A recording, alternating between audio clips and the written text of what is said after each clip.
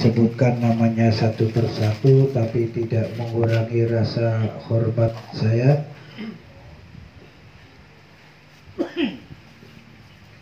Ini virtual apa? Enggak. Ya udah, santai aja kita. Rekaman biasa. Marilah kita memanjatkan puja dan puji syukur kehadirat Allah Subhanahu wa taala atas berbagai nikmat yang Allah berikan kepada kita. Alhamdulillah, kita selalu diberi kekuatan iman Islam, kita juga masih diberi umur panjang, kita juga dalam keadaan sehat wal afiat. Semoga apa yang kita lakukan bersama, dari mulai tawasul, kemudian yasinan, kemudian ada makhlul qiyum, ada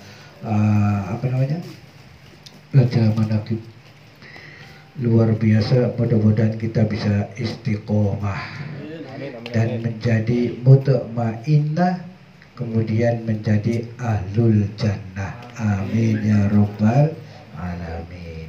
Salawat serta salam kita limpahkan kepada junjungan Nabi besar kita Muhammad Sallallahu Alaihi Wasallam, dengan harapan kita nanti di hari kelak akan mendapatkan syafaatul uzma dari junjungan Nabi besar kita Muhammad Sallallahu Alaihi Wasallam. Para bapak, ini acara biasanya memulai dari maghrib ya, biasanya. Jadi kelar jam-jam 9 lah. Kalau ini acara dimulai habis Isya, jadi selesainya rada malam. Makanya saya gak lama barangkali ya. Karena apa? Bapak-bapak barangkali besok ada aktivitas, ada yang ke kantor, ada yang barangkali kuliah, ada yang demo ya. Bahwa memang negara kita sedang dalam keprihatinan ya. Masya Allah, kita kembali dihadapkan krisis, dari berbagai macam krisis Pak. Dari mulai krisis ekonomi ya, kita hampir mayoritas kena dampaknya PSBB ya. PSBB karena adanya pandemi COVID-19. Kita juga dihadapkan pada krisis sosial. Masya Allah, orang di mana-mana ada demo Pak. Bukan saja di Jakarta, di Jabodetabek, di Bandung, di Purwokerto, hampir se-Indonesia terjadi unjuk rasa, terjadi demo besar-besaran. Ini memang tidak tahu kita siapa yang salah, apakah DPR, apakah para buruh. Ya, mudah-mudahan ini semua segera bisa diatasi sehingga negara kita akan cepat aman dan bisa mengatasi COVID-19. Mudah-mudahan akan segera sirna dari muka bumi ini. Amin ya rabbal alamin. Kita juga dihadapkan ya krisis ekonomi, krisis sosial, krisis politik, krisis hukum. Seperti apa sih penegakan hukum di negara kita? Masya Allah, sedih, masih jomplang, luar biasa. Krisis kepercayaan, nyaris hilangnya kepercayaan rakyat kepada pemerintah, nyaris hilangnya kepercayaan rakyat kepada TNI Polri, nyaris hilangnya kepercayaan rakyat kepada aparatur penegak hukum, nyaris hilangnya kepercayaan kepada wakil rakyatnya sendiri, bahkan nyaris hilangnya kepercayaan kepada bangsa dan negaranya sendiri. Ini luar biasa. Dan yang terakhir krisis adalah krisis kesehatan. Luar biasa ini kesehatan di mana-mana. Ini krisis mendunia, semua merasakan. Bahkan orang yang paling hebat sedunia katanya, yang namanya Donald Bebek, itu terkena malah. Terkena ketika Donald Bebek itu terkena COVID-19, itu orang Palestina pada ya, mungkin ada yang baca Maulid Nabi, ada yang muduk, ada yang bikin nasi kuning, saking senangnya. Jadi ketika Donald Trump itu kena corona, itu pada senang semua orang Palestina. Kenapa? Karena negara Palestina di Amerika Serikat itu petanya dihapus. Luar biasa. Luar biasa. Makanya ketika kena corona, itu masyarakat Palestina dan masyarakat dunia Islam senang semua, kecuali Arab. Ini Arab memang kebangetan. Bangetan ini Bang Wahabi ini. Bang Wahabi. Bang Wahab. Lah, ketika negara kita dihadapkan pada ketidakpastian, teringat saya apa yang disampaikan oleh mantan Rois Am Suriah PBNU, beliau almarhum al-maghfurlah Bapak Kiai Haji Ahmad Siddiq. Ada yang pernah dengar Kiai Ahmad Siddiq? Beliau dari mana asalnya? Dari Jember. Nah, makamnya sekarang ada di mana? Makamnya sekarang ada di makam Aulia Tambak Ploso, Mojo, Kediri. Ya, itu waktu itu ada Gusmi ya yang membawa jenazahnya Ki Ahmad Siddiq di sana. Ki Ahmad Siddiq ketika negara kita dalam ketidakpastian ini menyarankan bahwa kita harus menjaga triukhwah. Apa itu triukhwah? Ukhuwah Islamiyah, ukhuwah watoniyah, ukhuwah basyariyah.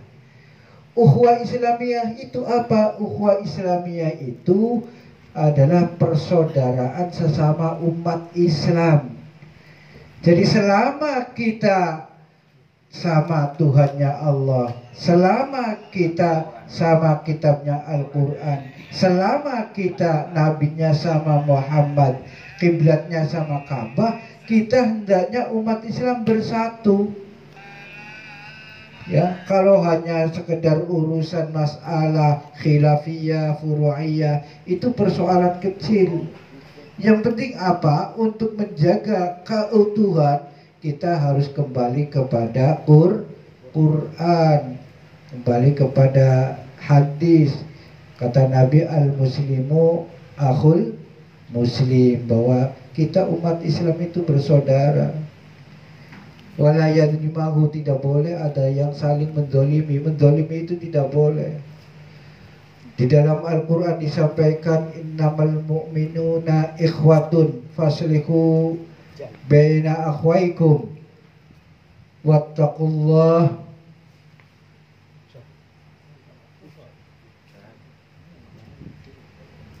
Jadi kata Al-Quranul Karim bahwa kita umat yang beriman, orang mukmin ini bersaudara. Faslihu, maka islahlah ketika kita punya persoalan, kita selesaikan secara baik-baik. Ya, supaya apa? Supaya kita semua mendapatkan rahmat dari Allah Subhanahu wa ta'ala. Nah, kemudian Nabi juga menegaskan bahwa al-mu'minu lil mu'mini kalbunyan, bahwa orang beriman itu bagaikan satu bangunan, Pak. Satu bangunan. Yasuddu ba'duhu ba'don. Yasuddu, yang saling menguatkan antara bagian bangunan itu dengan bagian bangunan itu juga. Jadi saling mengokohkan, saling menguatkan. Nah, itu makanya di antara kita umat Islam harus bersatu. Cuma persoalannya apa? Kita selalu menghargai saudara-saudara seiman, seagama, tapi mereka terkadang tidak menghargai kita.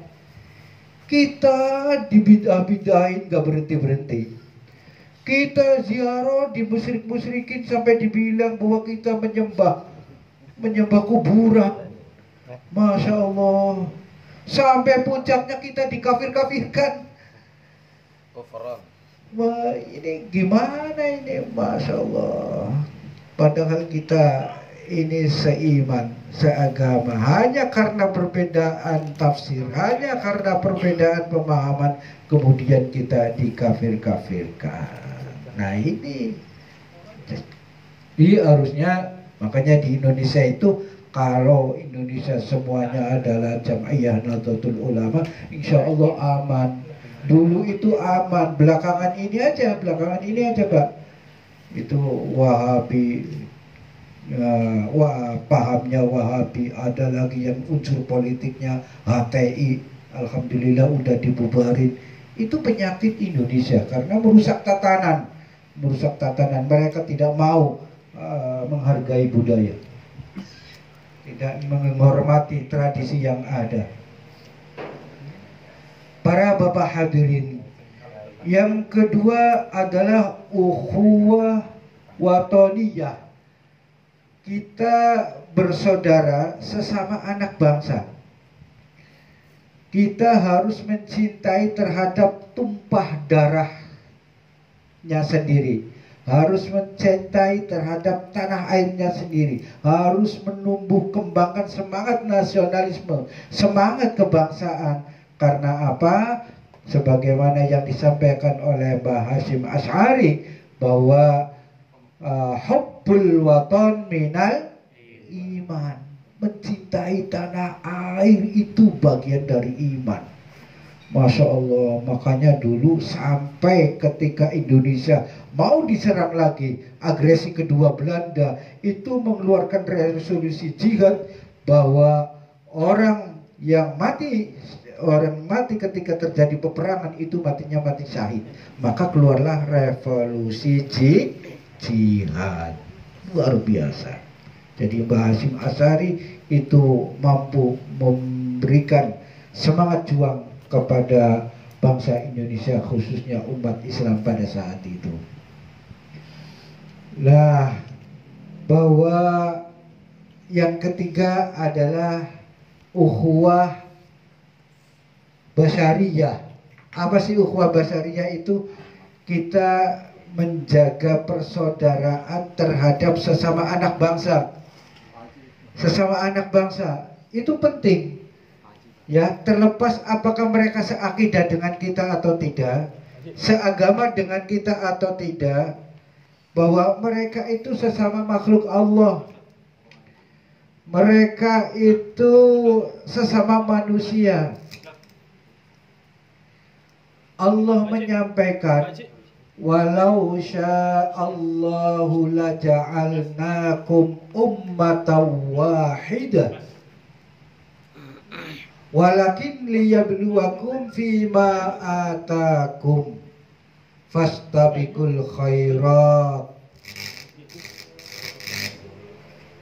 Jadi kata Allah, saya bisa saja, ya, niscaya saya bisa saja menjadikan umat itu satu saja.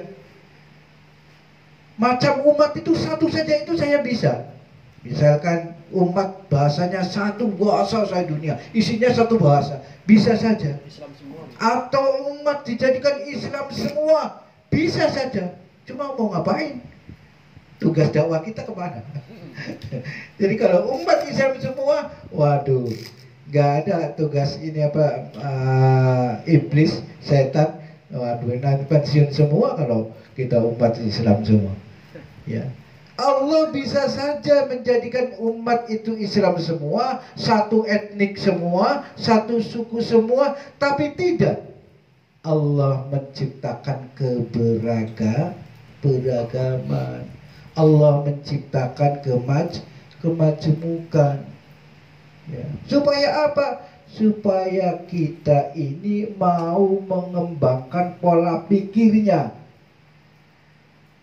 mau menjabarkan akal pemberian Allah.